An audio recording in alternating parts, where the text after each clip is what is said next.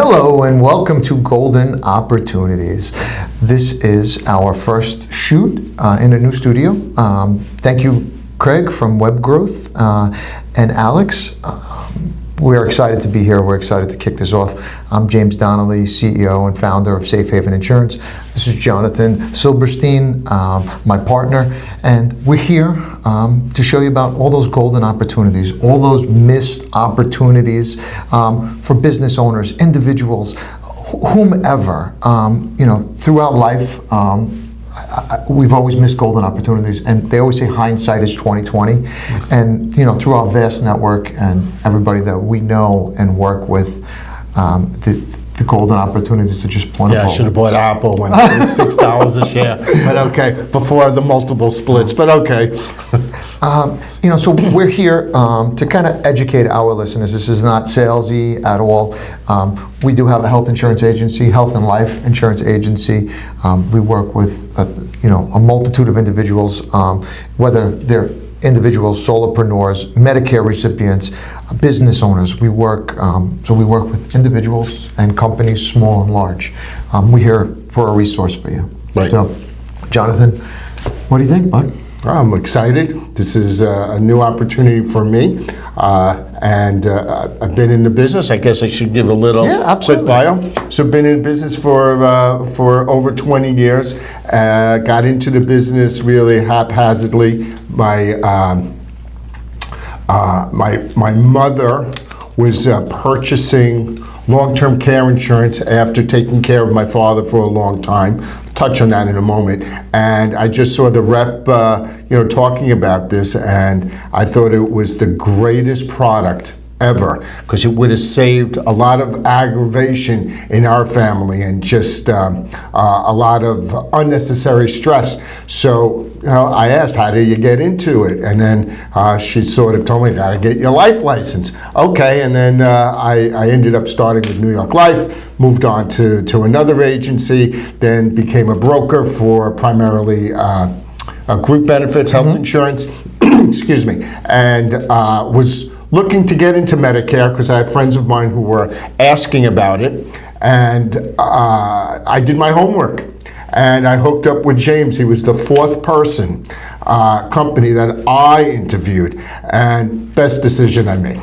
So, Jonathan, you're definitely an asset to the team. I value our relationship. I value our friendship. And I remember when we first met, it was kind of like you looked at me sideways, I looked at you sideways. And here we are. We're co-hosting, a show together. But it was David Gusson who hooked us up. Yeah, and honestly, David Gusson definitely put us together. So one of those golden nuggets, one of those golden opportunities in business, right, is networking.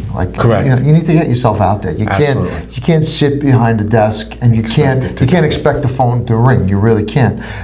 So it's all about putting yourself out there, getting involved in those groups, getting involved in the Rotaries, the Chambers of Commerce, business networking groups, and especially specialty groups, right? So for instance, if you have a trucking company, do you want to get in as many groups that are associated with trucking companies? Because guess what? Listen, I don't think we were ever competitors, right? No.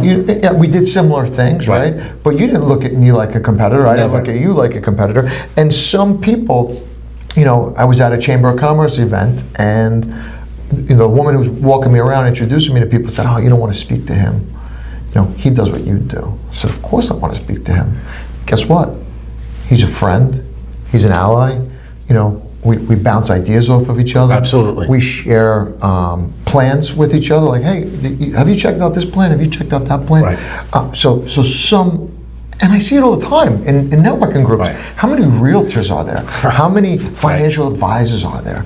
And then I see financial advisors, they get frustrated. They're like, oh no, there's 100 guys in there. Right. Listen, number one, consistency is key, right? Correct. It's all about presentation. Everything is about presentation. It's so important. And you have to set yourself apart from everybody else, right? And then you also have to collaborate. And again, it's not what that person can do for you, it's what can you do for that person, right? Because like Zig Ziglar said, right? That was one of my first business books that I've ever read. was the more people you can help be successful, the more successful you will become. And it's so true. It really is. Or the giver's gain. Giver's gain. Right. So when you walk into a room or you meet somebody, it's not what's in it for me, right? It's, what can I help you with? What can I help you be successful with, right? So that's a little golden nugget there, right? So James Donnelly, founder, CEO of Safe Haven Insurance. I have an entrepreneurial background, right? So I started out years ago. I was 14 or 15 years old, and I was working for a landscaper on the weekends, and and the guy really, he was my friend's neighbor, and I used to work on Saturdays, like my only day off, right? I would work there. I was making $35 a day, and the guy never paid me, right? So it's funny how, like, at 15 years old, 14 years old, I never thought I would be here, right? And I feel like you're given opportunities in life. And I tell my son this all the time, right? So sometimes you have to do things that you don't like, right? To help you get to where you want to go. And a lot of times where you think you're going to go, you're not even going to end up there. Absolutely. Life is going to take you on a different path. So true. So here I am, 14 years old. I think it was 13 or 14. I was working for this landscaper, $35 a day, it was $5 an hour. And he never paid me. I had to chase him down for money. He was a very, very angry man. He mistreated his employees. He mistreated his family, right? I didn't particularly care for him, but it was a job, and I enjoyed doing that job. So I'd have to chase him down for money. So finally, when I was, I realized, like, hey, listen, I could do this better than him. And I realized this at 13, 14 years old, right? So I saved up, I bought a lawnmower. I'm pushing my lawnmower, my weed whacker across town. And I started a little landscaping business, right? I didn't know that's what it was. I just thought I was doing it for pocket money. Right. And then my grandfather had a Tiamo. My father and my grandfather had a Tiamo. And on the weekends, I used to put, I don't know if you guys remember, but the newspapers used to be like the size of a phone book, right? Oh, not that, hopefully you know what a phone book looked like. It's a thick book, right? Thick book. So we used to have to put the sections of the papers together. Right. So every Sunday I would put the travel section in, the business section in, the comics. And the New York Times. The New York Times was a monster. Was a monster. And it was only $3.50 back then. That's like now right. I think it's $12. I don't know Or what $12.50 or $15. $15 is an obscene amount of money. And it's this thick. So I used to put flyers in the newspapers, and I built my business that way, my little landscaping business. Did that through high school, right? While working at my father's and grandfather's Tiamo. And then explain to them what a Tiamo. A Tiamo is like a tobacco store, right? They would sell cigars, cigarettes, coffee, newspapers. Yeah. So that's what a Tiamo was. And when I graduated, I had to write I submitted an essay, like a paper for school, and I won this scholarship, right? So I realized, like, wow, as much of a landscaper that I was, I really had, some skills, right? Sure. So I won a scholarship. It was just a check, really, and I said, you know what, I really want to focus on business. So I went to the School for Business and Administration. I sold this little landscaping company that I had, and I went to college for business administration. Met a girl got pregnant. And I had to go back. I needed revenue. Even though I was still in school, I needed to make money, right? So what did I know how to do? I knew how to be a landscaper. So I started a landscaping company. Now I had other opportunities. I was working for my father. At the time, he had a restaurant. I was managing one of his restaurants. But again, my father is an amazing father, right? He was always an amazing provider. But he was never home, right? He worked weekends. He worked. I mean, his family was the restaurant. Yeah, he tried to be there as much as possible. There was, not many ball games that he went to, not many hockey games that he went to. It was always my mother. My mother was my biggest cheerleader, and she drove us to practice. And she still is. She still is. And I wanted a better life, for my child. So I didn't want to stay in a restaurant business. So I started another landscaping company. Lo and behold, built it up, and then eventually separated from my daughter's mother, and we were in court, and I sold the company, and I ended up going to work for this giant property maintenance company. And again, these are like little paths, right? That you would think, and this is why I say, like, every failure is a success, No right? question. And people don't get that. Like, it is. Like, you may be frustrated.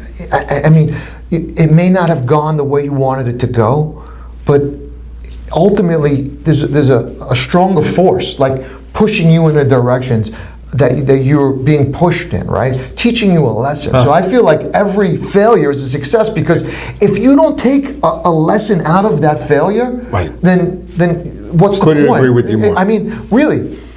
So I ended up selling my company, had to pay my legal bills.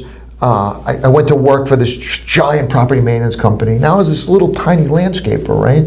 Now I went to work with this huge property maintenance company, $3.6 billion a year back then. And I grew within the company very quickly, right? So they said, when I first got the job, I said, I'm not going out on a truck. Like, Right. But it was the winter time. I said, you know what, let me just jump on it. It's health insurance, it's 401k. Let me just jump on it. And I did. And then I happened to be, they came to the one of the projects we were on. They said, hey, Donnelly, I remember you came to one of the interviews, and you said that you do construction for your clients. And I did. In the summer, in the wintertime, I did like handyman work for my clients. They said, could you help us renovate the office? And I said, yeah, sure. So I went, I looked, they were renovating an office, and I happened to hear a sales meeting in the background. Now, I was miserable. I didn't want to, first off, it was the first time in my life that I really worked for somebody, right? So that was a big pill to swallow, right? I was an employee and not a boss, so that was another large pill to swallow. So now I'm in the office, I'm renovating the office, and I'm listening to the sales meeting. At the end of the sales meeting, I grabbed the vice president of the company, of our area, and I said, hey, I have some ideas. And he was like, he looked at me and he said, okay, come in tomorrow, dress appropriately, I'll give you a vehicle, and you go out and do sales. And I did. I led the company in sales that year and every year after that. And it was an eye-opener, right? I went from mowing lawns to now being the head of sales in the region, right, for this $1 billion company. So you made a name for yourself. I made a name for myself, but again, it's not. It was the transition, right? Sure. There was speed bumps. Like, I thought I was a failure because I had to sell my company to pay legal bills, right? I thought I was a failure because I walked away from what was mine to go work for another company. But I looked at it like an education. It is an education. It was an education. And from working with this company, I saw so many different avenues and revenue streams. I saw how to run a true company. I saw Gantt charts, estimates, hours. I learned so many invaluable things, right? So now, the vice president of the regional vice president comes to me and says, Donnelly, stop selling. We need you to manage all of these accounts that you brought on because we don't have the staff to do it. So now I'm account manager, right? So now I was, there's the truth. He said, we're going to get you a raise. Don't worry, we're going to get you a raise. Because now I'm business development account manager. Shortly after that, one of the operations managers got a DWI in another branch. Now, I'm operations manager, account manager, and business development. God. I never got my raise. I never did. Yeah, we've been down that road too. So I saw the writing on the wall, and I said, let me work on my exit strategy, and I did. And I ended up leaving this company. But from what I learned from this company, I built a multi-million-dollar company, right? And I had employees, and I've learned a lot of things from a lot of different mistakes, from a lot of speed bumps, right? So that's what brings me here. I lost my operations manager, right? I lost my operations manager, 50 years old, undiagnosed blood pressure, high blood pressure, had a massive heart attack. Didn't come to work the next day. I knew something was wrong. Went through his file, reached out to his emergency contact, find out that she hadn't heard from him in a couple of days either, because it was a Monday. Right. She was out of state. I went to his house and I found him. It really broke my heart. Doug was an asset to my team. He was a friend. But guess what? He was hard to replace, right? He was hard to replace. And I didn't know about Keyman Insurance. I didn't know about affordable health insurance for employers to give to their employees, right? Right. So here I have this small group. I'm looking at it from a very narrow mind saying, hey, I don't have to offer my employees health insurance, right? Right. I can't afford to because Right. struggling as a business owner, right? All the regulations, all the red tape, I couldn't afford to offer my employees. But now, knowing what we know now, Right. we can, right? So I didn't know that. My uncle was my logistics guy. He ran my shop. He fixed all my trucks. He maintained all my trucks, all my equipment. He got diagnosed with cancer. He had to sell his home. He had to sell his car because he couldn't afford his payments anymore, right? If I would have known about voluntary benefits, Sure. cancer plans, hospitalization plans, he could have taken a breath of fresh air and lived in his last few years a little more comfortably. Absolutely. So these are all things that I've learned along the way. I've learned HR compliance, right? Right. I mean, there's some business strategies, business structure. So these are all things that we've learned throughout our career that brought us here. True. And that's why we're here doing this show for our listeners, right? Because we want you guys to know about all of those golden opportunities. And every episode, we're going to drop a golden nugget. Right. And what you do with it is one thing. We don't want you to buy from us. I mean, we would love you to buy from us. Right. But if you don't, it's okay. As long as you learn something from our episodes.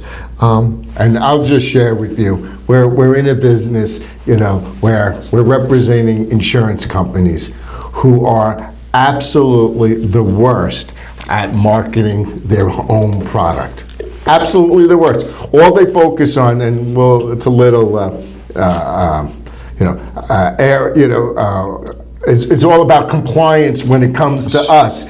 Well, and I understand that, but insurance has so many great solutions for many problems that most businesses just don't know about. And like you said a moment ago, I wish I knew ahead of time. And this is where we come in. We're not salesmen. We're not salesmen. We're not salesmen. We're strategists. And I get upset when I hear an insurance agent say "my customers," right? Right. Oh, I hate the word I hate the customer. word customers. Our clients become our family, right? Yeah. They become our friends, our families, and we're not product pushers. We're solution finders, right? We find solutions. Does that make sense? Yeah. Solution finders. We find solutions for your concerns, for your everyday worries, right? That's what we do. And the life insurance business is the most poorly marketed industry in the entire world. It is. And when I sold my company, right? And how it happened was I was sitting at my desk. I had a mountain of paperwork. I lost Doug. I lost my uncle. I had a mountain of paperwork, and I got a thank you card in there from my life insurance agent because I've always loved life insurance, right? Despite what my father told me and my grandfather, life insurance salesmen are snake oil salesmen, right? They're in it for the commission, and then they lose you. I saw such a value in life insurance, especially as a business owner, right? So there were so many tools and tips and tricks for a business owner, right?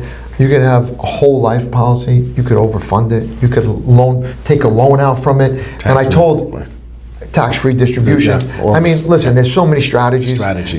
Again, that's what we're solution finders, right? We find solutions. Now, I told every business owner that I knew about these products, right? So Lance was his name. He wrote 32 and circled it. And he said, 32 referrals you gave me. Wow. And I didn't even have to do a presentation. They said, we want whatever Donnelly has. We don't care what it is. And he was like, thank you. He's like, or the flip side is, how come, my guy or girl, never mentioned this to me? I have a lot of bones of contention with and life that insurance one agents. really pisses me off. Yeah. So, I mean, listen, we meet with our clients at least once a year, to review their plans and their strategies, right? But we don't just reach out to them once a year. We'll call them for birthdays, anniversaries. Right. We're going to dinner with them. We're sending them birthday cards for their kids. So there's all those touches, right? Right. My grandfather had a 30-year term policy. Did his life insurance agent, right, reach out to him one time to talk to him about switching it as he was aging to a more permanent solution? No. And when he passed away at 76 years old, the year before, his life insurance expired. So when he died, he left my grandmother with a boatload of debt and a mortgage. That's a problem. That's a huge problem. So I feel like, again, every speed bump, every trial, every tribulation that we face just educates us and makes us stronger and more durable.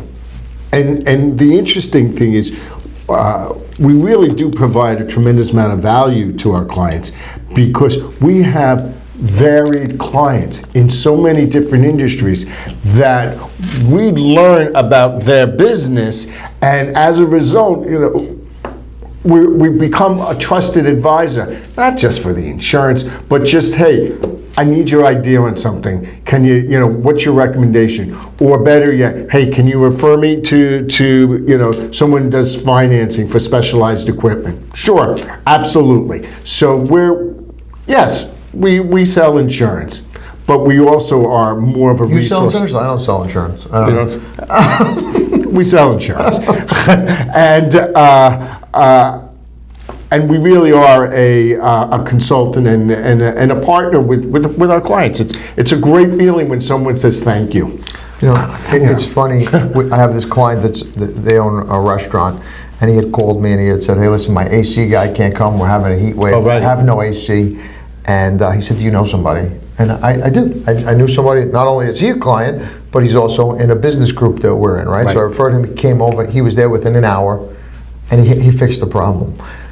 So I love being that resource for our clients, right? Because it's like we're like a big family, and that's the way I look at it. And that's why I want to help businesses. I want to help individuals. But don't you love it when a client, I don't want to bother you. What do you mean you don't want to bother me? This is what we do. Yeah. We hear that. I mean, I have a question. That's fine. I think it's a dumb one. No such thing. Mm-hmm. You're asking me a question because you don't have the answer. Let's hear it. So, I welcome those questions. Yeah. I welcome, that you're genuinely are concerned where you have about your welfare in other things. What happens if, and all these other scenarios. So, we provide,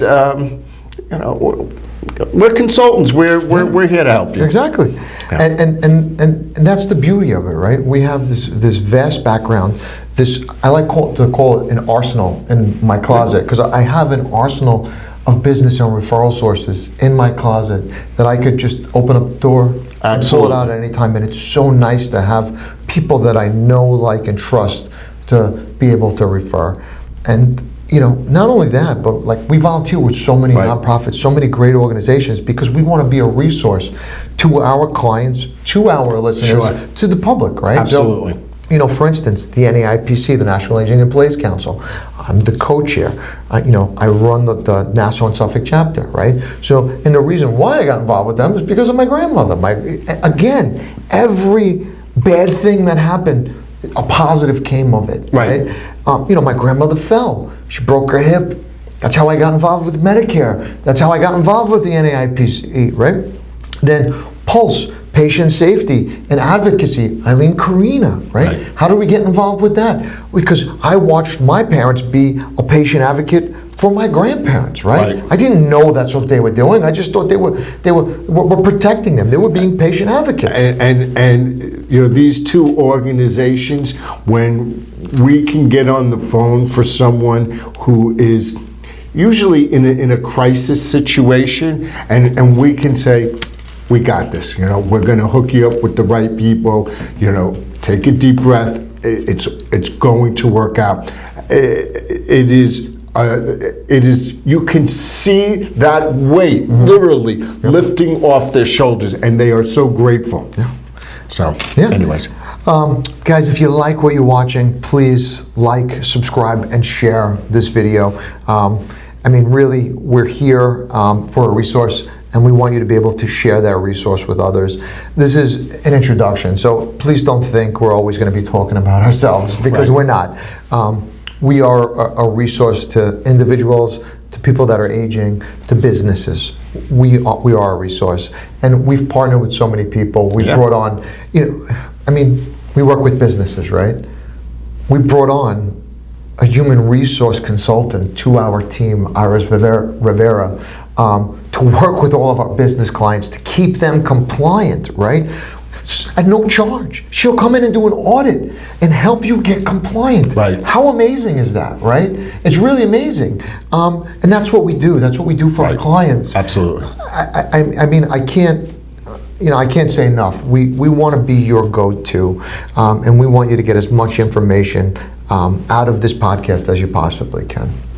That's it. No, that's right. That's not it. No, but but that's essentially. There's so much more. So we're going to be bringing on guests, right? That's correct. Whether it's a home health care company, right? A health and wellness coach, our HR specialists, our financial advisors. We're going to be bringing on CPAs, CFOs. We're going to be bringing on so many guests to just help drop those golden nuggets. Absolutely. And if you want to see a guest on our show, or you want us to discuss a topic, please drop it in the comment section, because that's what we're going to do. We're here for our listeners, all right? I want to give a shout out to our sponsors, David Gussin, 516-631-ADS, Cliff Flager, BXB Pros. These are all business groups that I suggest that everybody checks out and visits, because it's really great strategies to help grow your business. Jimmy Caraca from Smash Hit Media, Craig Escobar, Alex Gambino from Web Growth. You guys are amazing. Thank you for letting us host our show here. Really, this is an intro. This was an intro show. We just want you guys to learn a little bit about us. And it's going to get a lot more fun. Goodness, it's going to get so much fun. It's a lot of fun. I'm excited to be here. I'm excited to have you hosting this with me. What else? What could you think of? That's it. I think we look forward to helping you, with whatever questions you have. And as James mentioned, please drop any comments that we want. A like always helps too. Follow, share. Yeah, follow, share. Absolutely. All right, guys. We'll see you next week. Second episode, Golden Opportunities. Have a great day.